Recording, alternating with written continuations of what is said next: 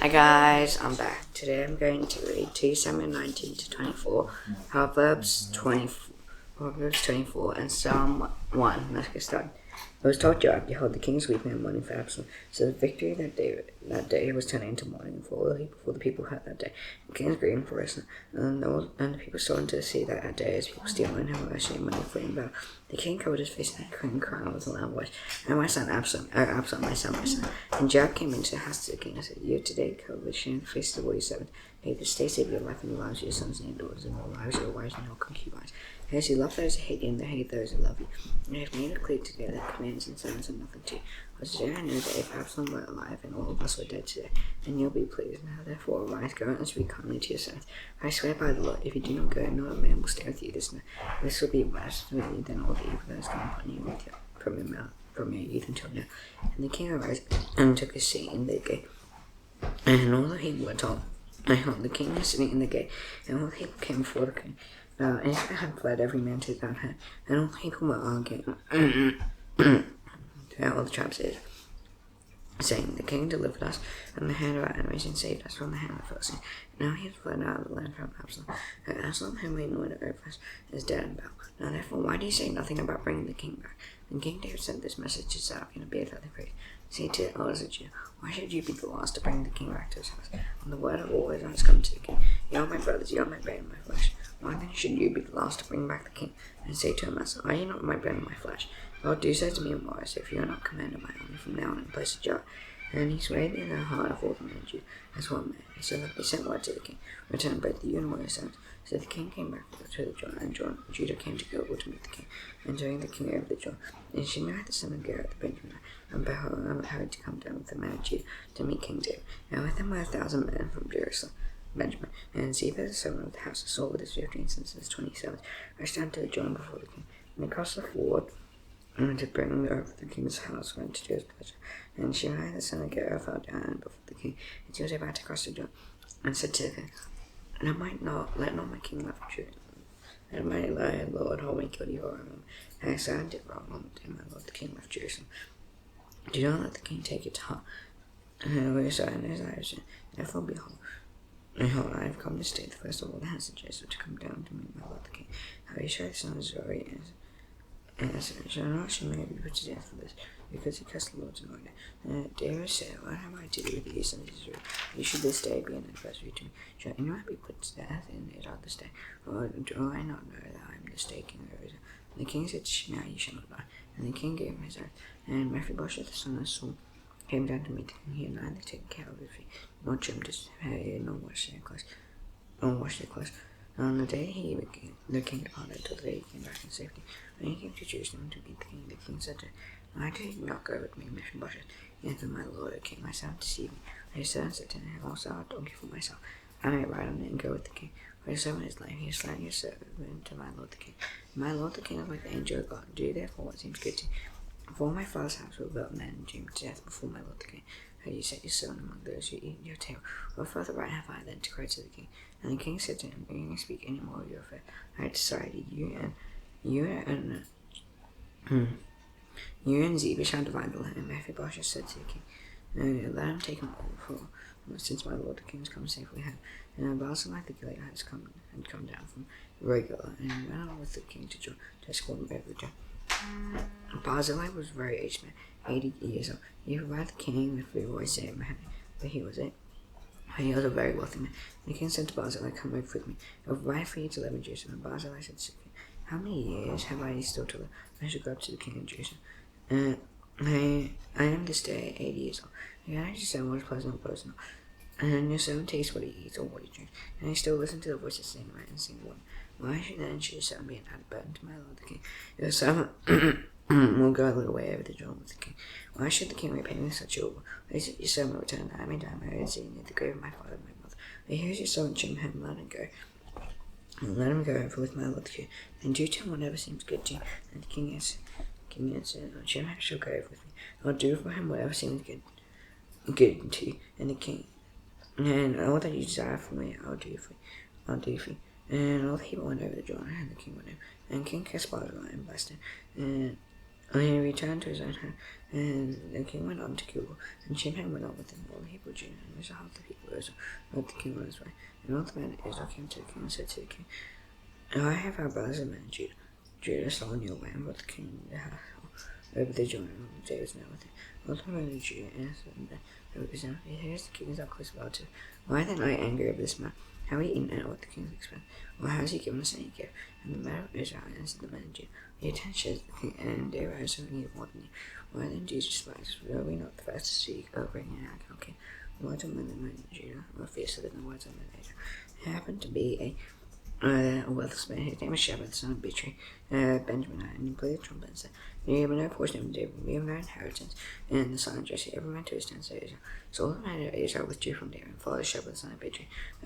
But the men of Judah followed their king steadfastly, and the journey to Jerusalem. And David came to his house in Jerusalem. And the king took the 10 concubines whom he left to care for the house, put them in the house and the guard, and fried them for them.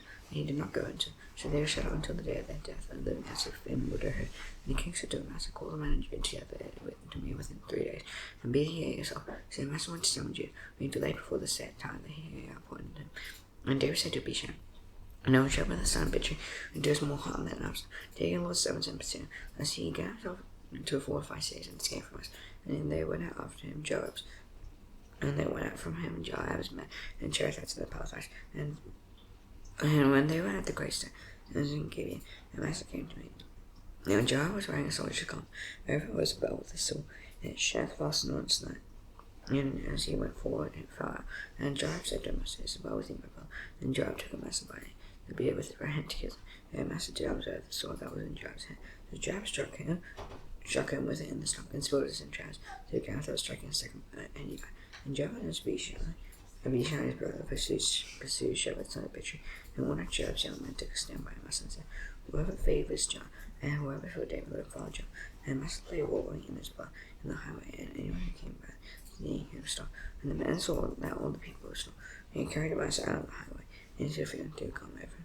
And he was taken out into the highway, but the people went not after Joab, to pursue Sheba, the son of Bichri. And Sheba passed through all the tribes of Israel, to Abel Beth-Maachah, and all the Bichrites that someone followed him in. And all the men who were with Joab came and besieged him in Abel Beth-Maachah. They cast up a man against the sea, and it stood against the rampart, and they battering the wall to throw it down. And a wise woman called from the sea, listen, tell Joab, come here, that I may speak unto you. And he called near her, and the one said, are you Joab? He answered, I am. And she said, listen to what you said. And he answered, I am listening. And she said, they used to say in former times, let nothing but ask counsel and able. So they said, I am one of those who are peaceable and faithful in Israel. You see to show you there is a mother in Israel. And Israel, why will we swallow up? Why will we swallow up the heritage of the Lord? Joab answered, far be it from me, far be it. I shall swallow or destroy. That is not true, but a man that he'll come to refrain, called Sheba the son of Bichri, has lifted up his hand against King David. Give up him a lion heart was Joe from the sea. And the woman said to Joab, your head shall be thrown to you over the wall. And the woman went to all the Hebrew and her wisdom. And they cut off from the head of Sheba the son of Bichri, and threw it after Joab. So he blew the trumpet, and they dispersed from the sea. They remained to his home. And Joab returned to Jerusalem to the king. And Joab was in command of all the army of Israel. And Benaiah the son of Jehoiada was in command of the chariots and the palace. And Adoram was in charge of the force later. And Jehoshaphat the son of Ahilud was their guard. And Sheph was secretary. And Zachar to be the third priest. And I, the Jerahite, was also David's priest. Now there was a famine in the days of David, for 3 years, year after year. And David saw the face of the Lord. And the Lord said, there is blood guilt and someone on his house. And as he put the Gibeonites to death. So the king called the Gibeonites and spoke to them. And the Gibeonites are not of the people of Israel, but of the remnant of the unwise. Although the people of Israel had sworn to spare them, so the Lord sought to strike them down, and it's the offer of the people of Israel and Judah. And David said to Gibeonites, what shall I do for you, and how shall I make atonement, that you may bless the heritage of the Lord? And the Gibeonites said to him, it is not a matter of silver God between us and to Saul's house. Neither is it for us to put any man to death in Israel. And he said, what do you say that I have planned for you? What do you say that I shall do for you? And he said to the king, a man who consumed us and planned to destroy us, that we should have no place in all the territories. I summon our sons to be going to us, so that we may hang them before the Lord, keep us chosen of the Lord. And the king said, I will give him. But the king spared Mephibosheth, the son of Saul, son Jonathan, because the oath of the Lord has between David and Jonathan, the son of Saul. The king took the 2 sons of Rizpah, her daughter, whom she brought to Saul, Armonian and Mephibosheth, and the 5 sons of Merab the daughter of Saul, whom she bore to Adriel the son of Baaz, the light of the whole thigh. And he gave them into the hands of the Gibeonites. They hanged them on the mountain before the Lord, and the 7 of them perished together. He was put to death in the first day's harvest, at the beginning of barley harvest. And Rizpah the daughter of Aiah took sackcloth and spread it for herself on the rock and on the beginning of harvest until rain fell upon them from the heavens, and she did not allow the birds of the air to come upon them by day, the beasts of the field by night. And David was told what Rizpah the daughter of Aiah, the concubine of Saul, had done. David went and took the bones of Saul and the bones of his son Jonathan, and the men of Jabesh killed. They stole them from the public square of Bethshan, where the Philistines had hanged them. On the day the Philistines killed Saul and Gilboa, and brought from there the bones of Saul and the bones of his son Jonathan. And they gathered the bones of those who were hanged, and they buried the bones of Saul and his son Jonathan in the land of Benjamin, in Zell, and the tomb of Kish's father. And they did all that the king commanded after their God responded to the plea of the land. It was war again between the Philistines and Israel, and David went down together with his sons, and they fought against the Philistines. And David grew weary, and Ishbi bent off one of his sons. The giant, whose spear weighed 300 shekels of gold, who was armed with a new sword, to kill him. And Abishai the son of Zeruiah came to his aid and attacked the Philistine and killed him. And David sent a sword to him, "You shall no longer go out with us to battle unless you quench the lamp of Israel." After this there was again war with the Philistines at Gob, and Sibbecai the Hushite struck down Seth, who was one of the descendants of the giant. And there was again war with the Philistines at Gob, and Elhanan, son of Jael, Oregon and Bethlehem, struck down Goliath the Gittite. The shaft of his spear was like a greaves between him. There was again war at Gath, where there was a man of great stature who had 6 fingers on each hand, 6 toes on each foot, 24 in number. And he also was descended from the giants. And he torn to Israel, Jonathan, son of Shema, David's brother, struck him down. He swore descended from the giant in Gath, and they fell by the hand of David, and by the hand of his servants. And David spoke to the Lord, the words of his song, from the day when the Lord. And the Lord delivered him from the hand of all his enemies, from the hand of Saul. He said, "The Lord is my rock, and my fortress, and my deliverer, my God, my rock, and whom I take refuge, my shield, and the horn of my salvation, and my stronghold, my refuge, my Savior, you take. And you save me from violence, I call upon the Lord. He is worthy to be praised. I am safe from my enemies. And all the ways of death encompass me, the torrents of destruction assail me. Cause the shell entangle me, the snares of death in front of me. In my distress I called upon the Lord, and to my God I called from his temple. He heard my voice, and my cry came to his ears, and the earth reeled and rocked, and the foundations of the heavens quaked. The foundations of the heavens trembled and quaked because they were angry, because he was angry. Smoke went up from his nostrils, and devouring fire from his mouth. Glowing coals flamed forth from it, and he bowed the heavens and came down. Thick darkness was under his feet. He rode on a cherub and flew.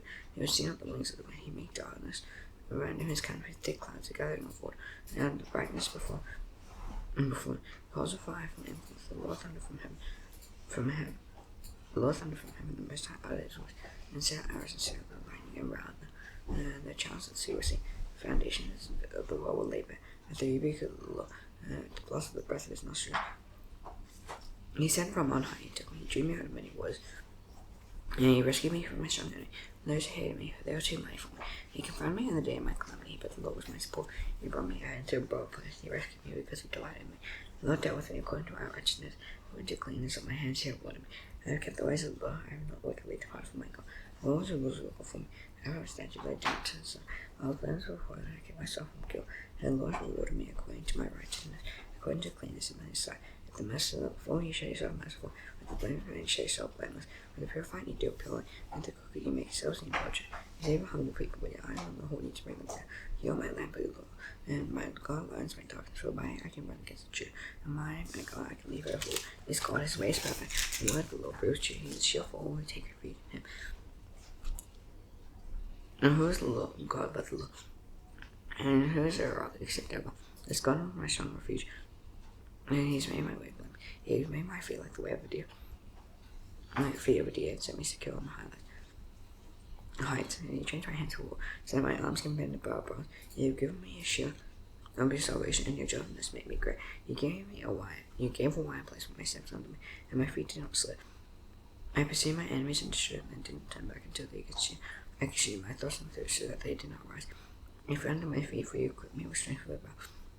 You made those who rise against me sink under me. You made my enemies turn their backs to me. Those who hated me, I destroyed them. They looked, but there was none to save. They cried to the Lord, but he did not answer.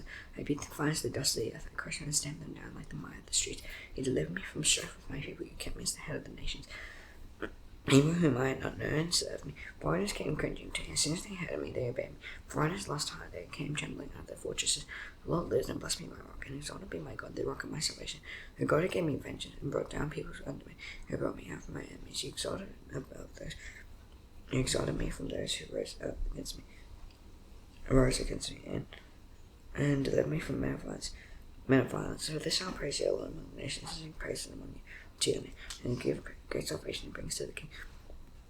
And it brings to his king, and it shows steadfast love to his anointed. And today we enter his offspring forever.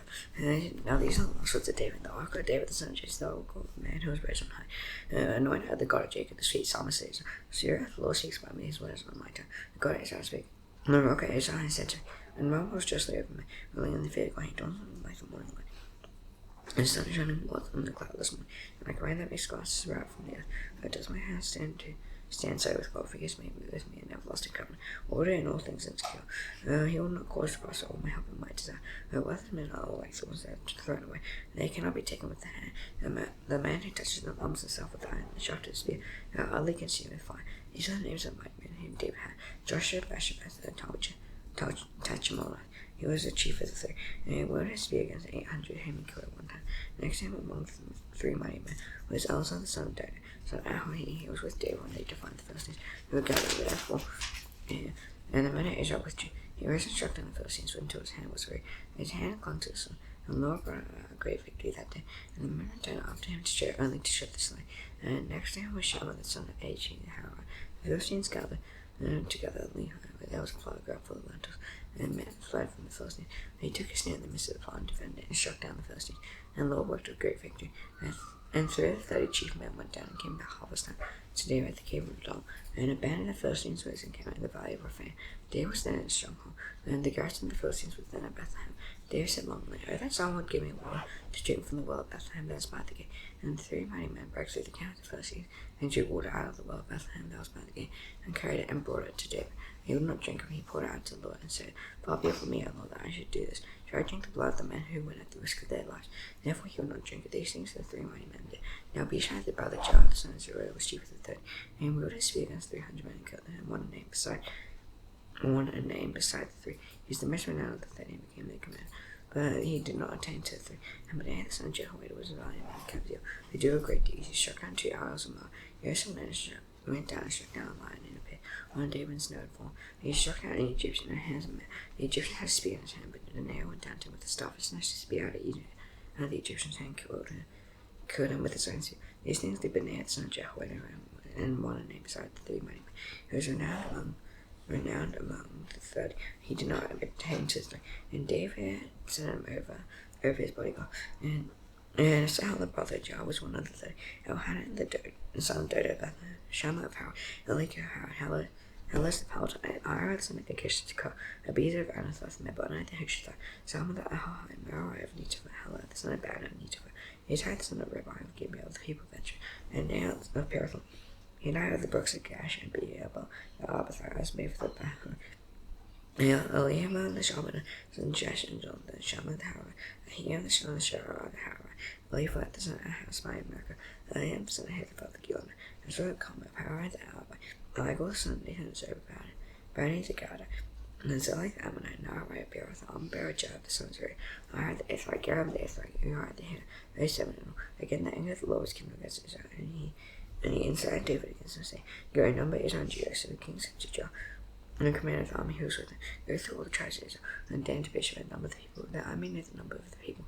And Joab said to the king, "May the Lord your God add to the people 100 times as many as they are, while the eyes of the Lord, my Lord the king, still see. Why does my Lord the king lie in this thing?" The king preferred Joab, the commanders of the army, and Joab and the commanders of the army went out from the presence of the king. The number of the people of Israel, and crossed Jordan, but gave them and from the sea in the middle of the fire, toward Gad on to Jason, and they came to Gilead, and to Kash in the land of the Hittites. And they came to Dan, and from Dan they went to sea. They came to their fortress in Tyre, and to all the cities of the Hivites and the Canaanites. They ran out from Negev and Judah, of Judah and Beersheba. And when they had gone through all the land, they came to Jerusalem at the end of 9 months and 20 days. And Joab gave the son of the number of the people to the king. And Israel were 800,000 mighty men who Judah saw, and the men of Judah were 500,000. At David's house struck off to him of the people. David said to the Lord, I have sinned greatly in what I have done, but now, Lord, please take away the iniquity of so I have done very foolishly. And David arose in the morning. The word of the Lord came to the prophet Gad. David said to him, go and say to David, thus says the Lord, 3 things are offered, choose one that I may do it for you. And Gad said to David and told him, and said to him, shall 3 years of famine come to you in your land, or will you flee 3 months before your foes? While they pursue, or shall there be 3 days pestilence in your land? Now consumed, so will answer, I'll return to him who sent me. And David said to Gad, I have in great distress. Let us fall into the hand of the Lord, there is no sin great. Let us need not fall into the hand of man. So the Lord sent pestilence on Israel from the morning until the appointed time. And there died of the people from Dan to Beersheba 70,000 men. And the angel stretched out his hand toward Jerusalem to destroy. The Lord relented from his calamity, and said to the angels working destruction among the people, it is enough, now stay on hand. The angel of the Lord was by the full of all, and there should be sin. And David spake to the Lord, and he saw the angel striking the people, and said, behold, I have sinned, and I have done wickedly. And these sheep, what have they done? They let your hand be against me, against my father's house. And Gad came that day to David and said to him, go up, raise an altar to the Lord, and threshing floor for one of the sheep beside. Then David went up and Gad's word, as the Lord commanded. And Araunah looked at him, and saw the children of the king and sons coming out toward. And Araunah went up and paid homage to the king, with his face to the ground. And Araunah said, why is my lord the king come to himself? David said, to buy a threshing floor for me, and Araunah to build an altar to the Lord. That the plague may be averted from the people. And Araunah said to David, let my lord the king take up an offer of what seems good to him. Here with oxen for the burnt offering, and threshing sledges, and the yokes of the oxen for the wood. All this, O king, Araunah gives to the king. And Araunah said to the king, and the Lord your God accept you. The king said to Araunah, no, I'll buy them for you immediately if I write. I will not offer burnt offering to them. My God, that cost me nothing. So David bought the threshing floor and the oxen for 50 shekels of silver. And David built there an altar to offer burnt offerings and peace offering. He said, the Lord responded to the plague for the land, and the plague was averted from Israel. Proverbs 24.